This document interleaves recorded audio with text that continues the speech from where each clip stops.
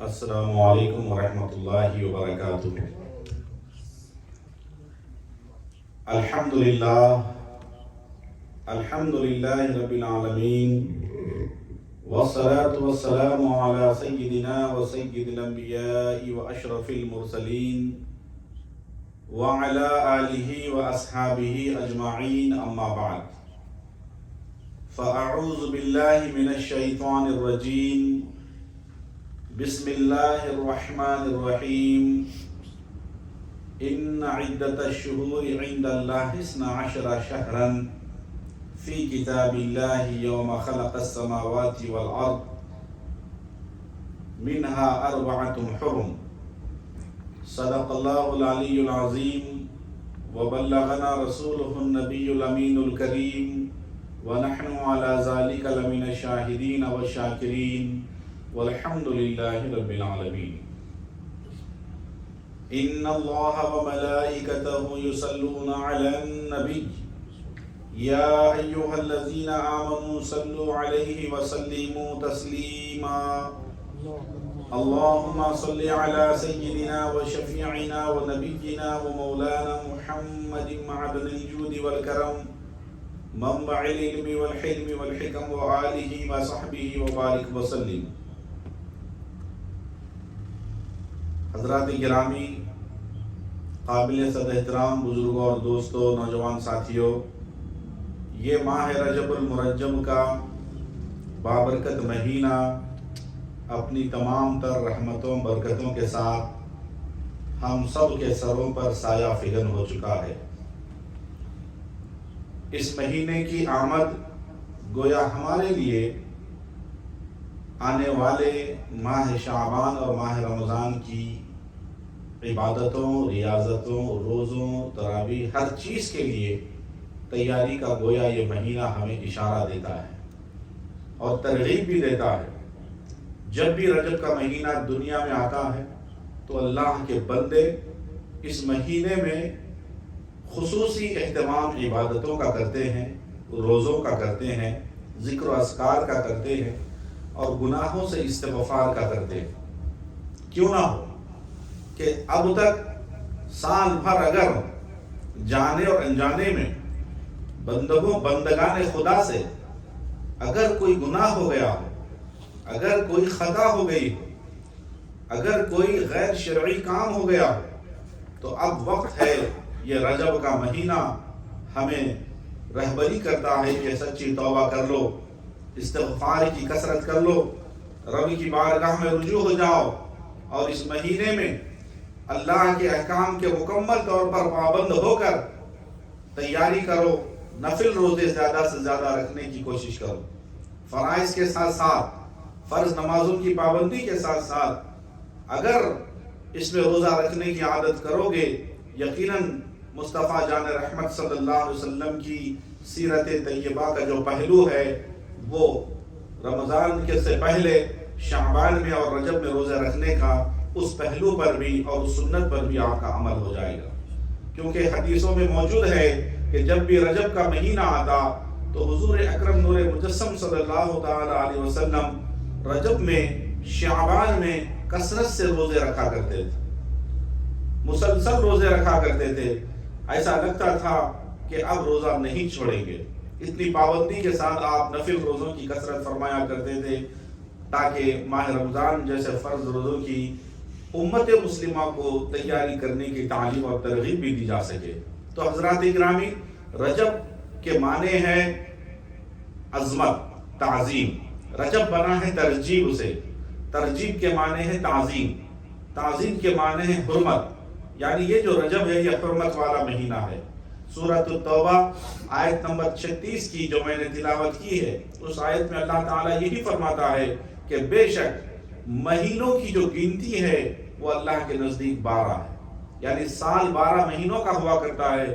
ان 12 مہینوں میں اللہ تبارک و تعالیٰ نے یہ وہ نظام ہے کہ جس زمانے میں، جن دنوں میں اللہ نے آسمانوں کو بنایا، زمین کو جب سے بنایا، تب سے لے کر آج تک سال میں 12 مہینوں ہی کی گنتی ہوا کرتی، لیکن ان 12 مہینوں میں اللہ تبارک و تعالیٰ نے 4 مہینے ایسے بنائے ہیں جو حرمت والے ہیں۔ اللہ کا قرآن کہتا ہے منہا اربعۃ حرم، کہ 4 مہینے حرمت والے، انہی 12 میں 4 مہینے عزت والے، 4 مہینے تعظیم والے، 4 مہینے توقیر والے، 4 مہینے بہت برکت والے، 4 بڑے مہینے ہیں۔ وہ کون سے ہیں؟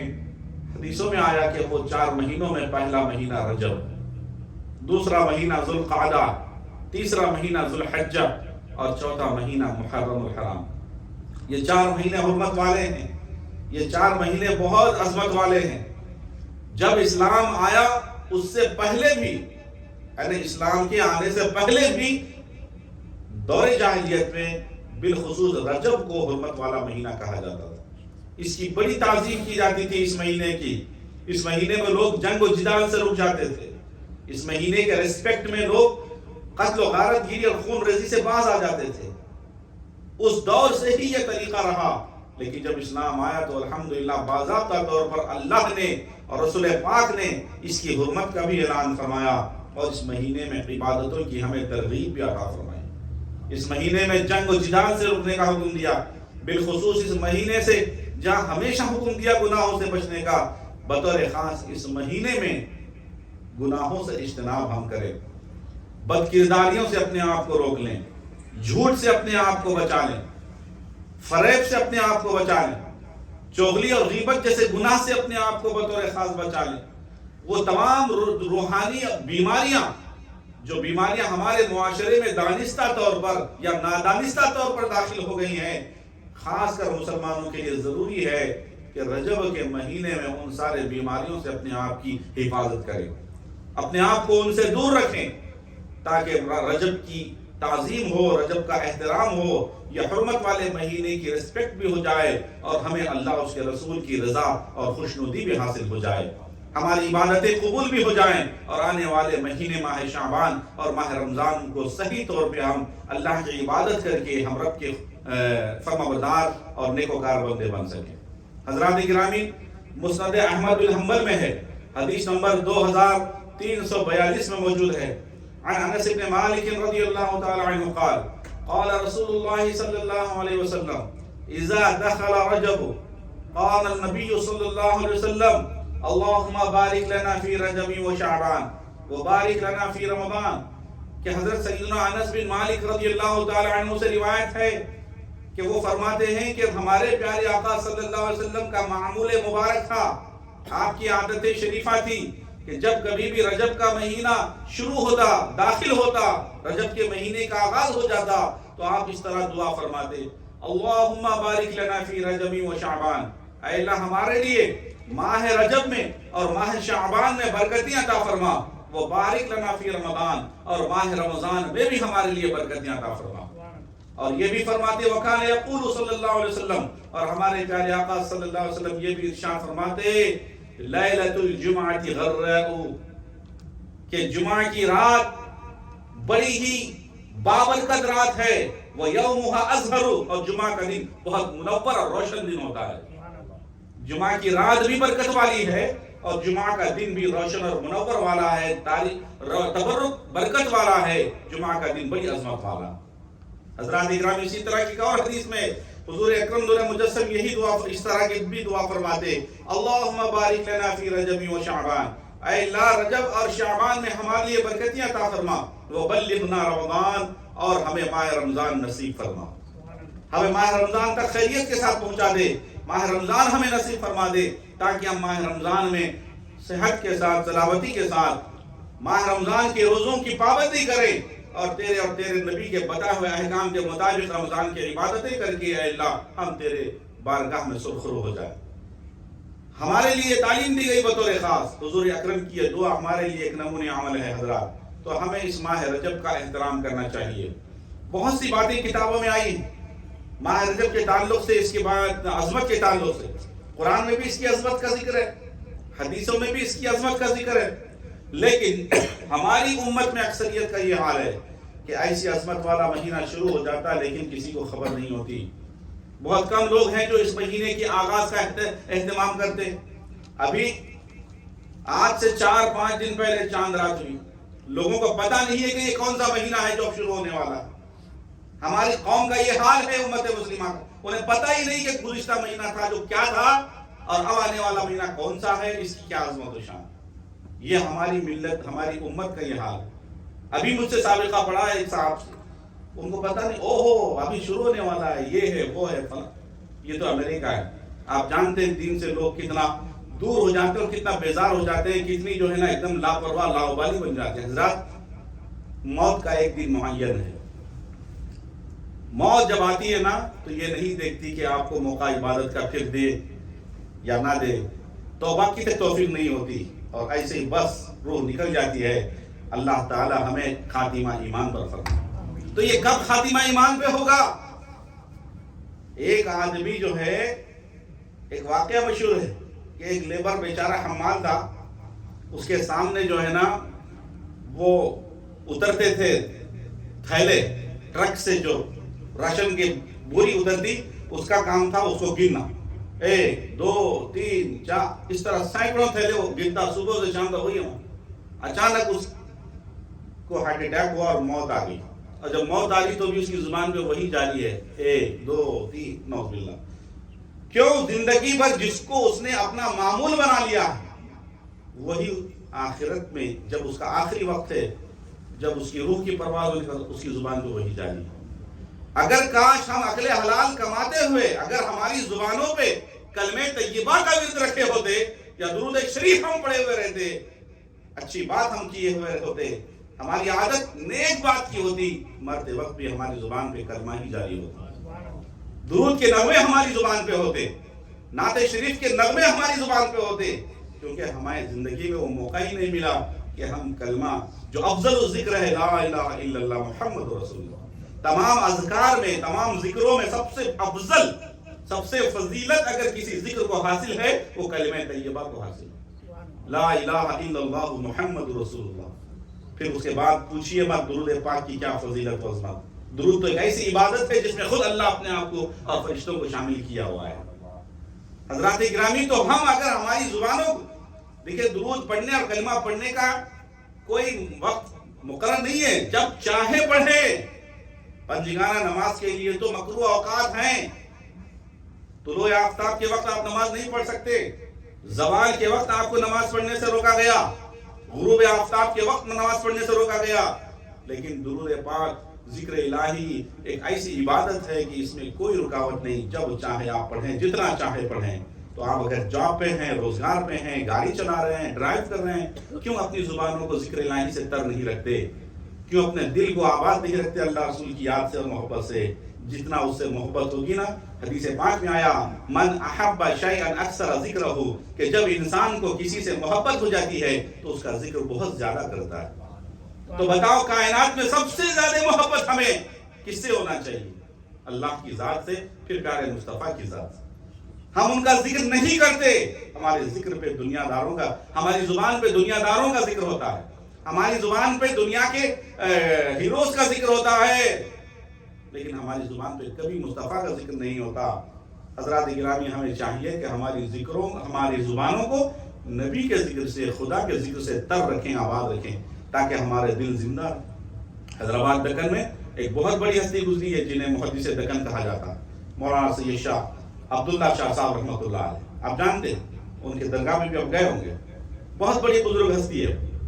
ان کے بارے میں ڈاکٹرز حیران رہ گئے، ان کی روح پرواز ہو گئی، لیکن کئی گھنٹوں تک ان کا دل ہے کہ بس دھڑک رہا ہے، روح پرواز ہو گئی، کیونکہ ان کی پوری زندگی نہ ذکر اللہ میں گزری تھی۔ ان کا ہر لمحہ، ہر سیکنڈ، ہر پل اللہ ہی کی یاد میں وہ ان کا دل دھڑکتے رہتا تھا، ان کی زبان پہ اللہ کا نام ہوتا۔ تو حضرات گرامی، یہ ہوتی ہے اگر آپ اس لافانی ذات کی محبت میں گم ہو جاؤ گے، فنا ہونے کے بعد بھی بقا حاصل ہوگی، کبھی فنا نہیں ہوگے، زندگی حیات جاویدانی عطا ہو جائے گی۔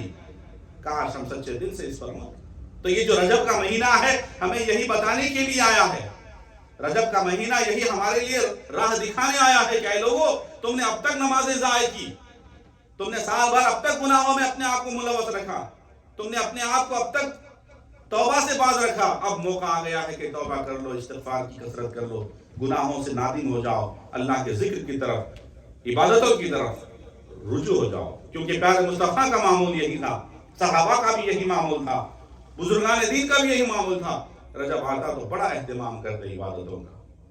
ایک روایت ہے، رجب جنت کی ایک نہر کا نام ہے جس کے اندر جو ہے وہ نہر میں جس کا پانی دودھ سے زیادہ سفید ہے اور شہد سے زیادہ میٹھا ہے، جو کوئی بندہ رجب میں کم از کم ایک نفلی روزہ رکھ لے، اللہ تعالیٰ جنت کی اس نہر سے اسے سیراب کر دیتا ہے۔ تو حضرات گرامی، یہ رجب کا ایسا بابرکت مہینہ، عظمت والا مہینہ، رجب کی بہت سی تاریخی واقعات بھی رجب میں رونما ہوئے۔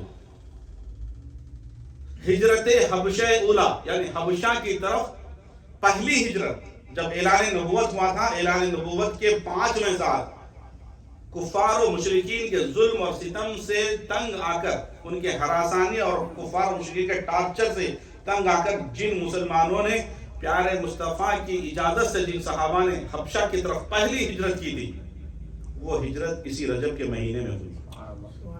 نبوت کا 5واں سال تھا۔ اس ہجرت میں ایک روایت کے مطابق 12 مرد حضرات تھے اور 5 عورتیں تھیں، اور اس قافلے کے جو سالار تھے، سپہ سالار، کمانڈر ان چیف، وہ حضرت سیدنا عثمان غنی رضی اللہ تعالیٰ عنہ کی ذات۔ اس کو کہتے ہیں ہجرت حبشہ اولا۔ اور بھی بہت سے واقعات اس ہجرت کے موقع میں رونما ہوئے۔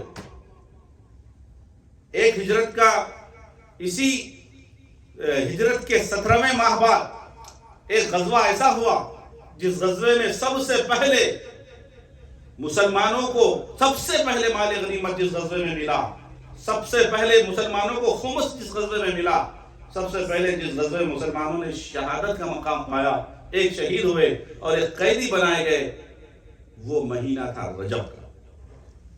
حضرات گرامی، غزوہ تبوک جو اسلام کی سب سے عظیم جنگ ہے، تاریخی جنگ، جو 9 ہجری میں، اور حضور پاک کی حیات ظاہری میں جتنے غزوات ہوئے، ان سب غزووں کا سب سے وہ آخری غزوہ ہے جسے غزوہ تبوک کہتے ہیں۔ وہ غزوہ بھی سن 9 ہجری میں رجب کے مہینے میں ہوا۔ اسی غزوے کو غزوہ ذات العسرہ کہتے ہیں، یعنی بڑی تنگ دستی کا دور تھا۔ مسلمانوں کے پاس معاش کی کمی تھی، وسائل کی کمی تھی، سواریوں کی کمی تھی، آلات حرب و ضرب کی کمی تھی۔ کفار و مشرکین ہزاروں کی تعداد میں مسلمانوں پہ حملہ کرنے چلے تھے۔ ان سے ڈیفنس کے لیے مسلمانوں کو میدان جنگ میں اترنا تھا، اس کا نام ہے غزوہ تبوک۔ تو اسی غزوے میں حضرت سیدنا ابو بکر صدیق رضی اللہ تعالیٰ عنہ کا وہی مشہور واقعہ کہ جب اللہ کے نبی نے مال جمع کرنے کا، غزوے میں لشکر کے سامان تیار کرنے کا حکم دیا تھا، تو حضرت ابو بکر اپنے گھر سے سب کچھ لے کر کے باہر گئے، رسالت میں آ گئے۔ سب کچھ، گھر کی ساری چیزیں، ساری دولت، سارا مال، سارا سامان لے کے۔ حضور نے پوچھا تھا کہ اے ابو بکر کیا لائے ہو؟ کہا جو کچھ گھر میں تھا، میرے پاس جتنا سرمایہ تھا، جتنا مال تھا، سامان سب لا لیا۔ کہا گھر میں کیا چھوڑا ہے ہو؟ گھر والوں کے لیے کہاں چھوڑا ہے؟ تو انہوں نے کہا تھا ابقیت لهم اللہ ورسول، یا رسول اللہ، میں نے اللہ اس کے رسول کو میرے گھر والوں کے لیے چھوڑا ہے۔ سب کچھ اپنا نچھاور کیا۔ اور یہی وہ غزوہ ہے جس میں حضرت عثمان غنی نے ٹوٹل جو لشکر تیار ہوا تھا، اس کا 1/3 مال حضرت عثمان نے اس غزوے میں دیا۔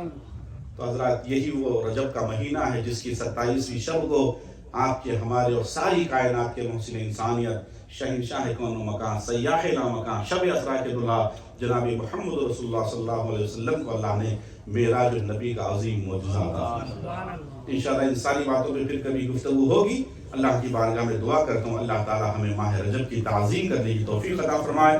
آمین۔ السلام علیکم ورحمۃ اللہ وبرکاتہ۔